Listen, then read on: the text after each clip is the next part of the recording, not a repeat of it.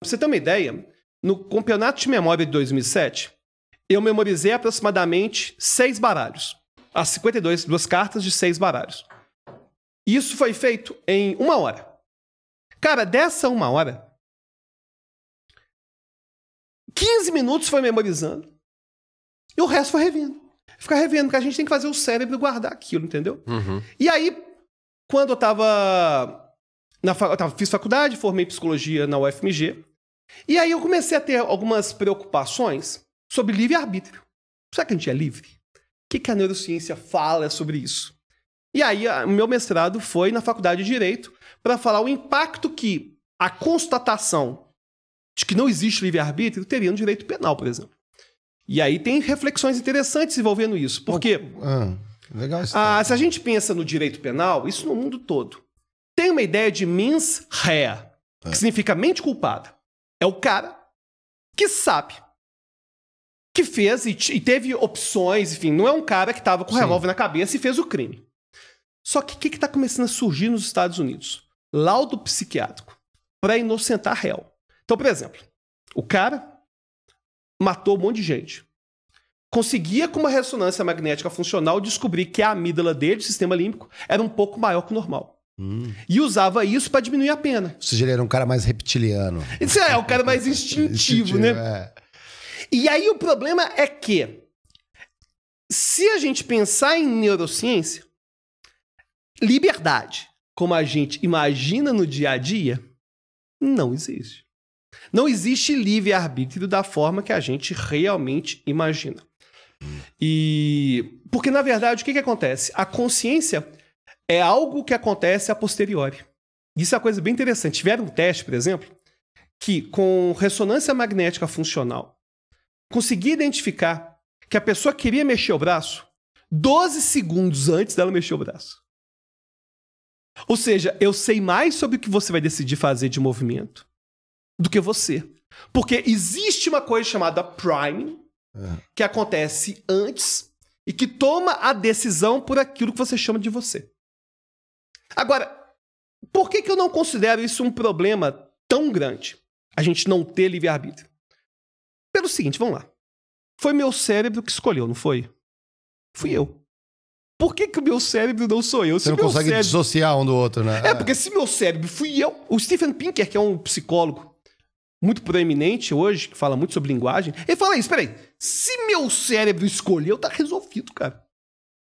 Só que a questão do mens rea é complicada, aí tem várias questões aí que a gente vai pensar sobre como que o direito penal poderia se adaptar para essa questão. E também tem uma questão de condição genética, né? Não, tem várias.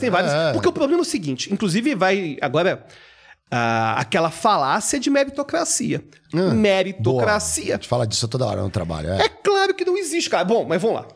Boa, eu vou até te explicar bem pelo seguinte. É claro que nenhuma sociedade funciona se não for baseada em mérito. Se eu me sinto valorizado pelo meu trabalho, eu quero ganhar mais por aquilo que estou fazendo. Inclusive, chefe, cara, faz um negócio que é assim. Você pede pro cara editar um vídeo que você sabe que ele gasta, 6 horas para fazer. Ele se esforça pra caramba e faz um trabalho que o chefe sabe que gastaria 6 horas. Ele faz, em 3 horas. Ele se desdobra e faz mais rápido. O que você acha que o chefe vai fazer? Pô, já que você fez tão rápido, tá liberado por hoje. Não vai fazer isso não.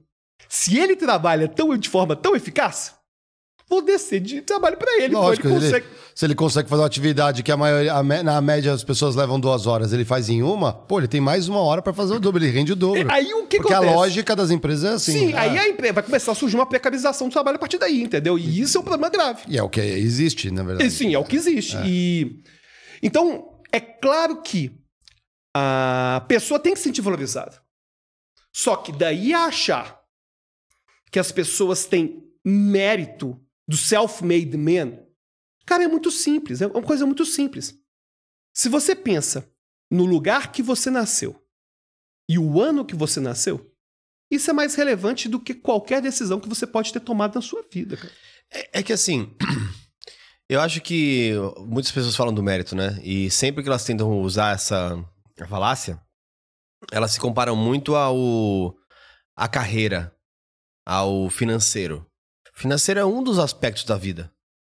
Se você pensar no ambiente maior, o mérito é muito presente. Por exemplo, uma pessoa que tem um corpo escultural, que vai à academia todos os dias, ela tem mérito. Depende dela, individual ali. Não, depende se ela tem acesso à academia. Perfeito, o ponto é esse. Não depende. Tá, se tá no limite de ela faz calistenia na rua, vai no parque levantar os concretos lá. Pega os calistênicos. Sim, ok. São gigantescos. Sim, espartanos. O Gorgonoide, quando começou, ele era com R$150 e comia arroz, feijão e carne... Então, aí é o segundo fator, ele consegue comer. Não, tudo bem, Mário. Entendeu? Não, mas é só isso. Você entende que assim, não vai aparecer a pessoa que tá passando fome, cara, não vai fazer isso. Exato. Aí é pegando o próprio mesmo. Mas do outro lado, assim, quem não fizer, não vai chegar. Não, concordo com você. Você lógico. nunca vai ter um corpo legal sim. na cama, deitado e tipo...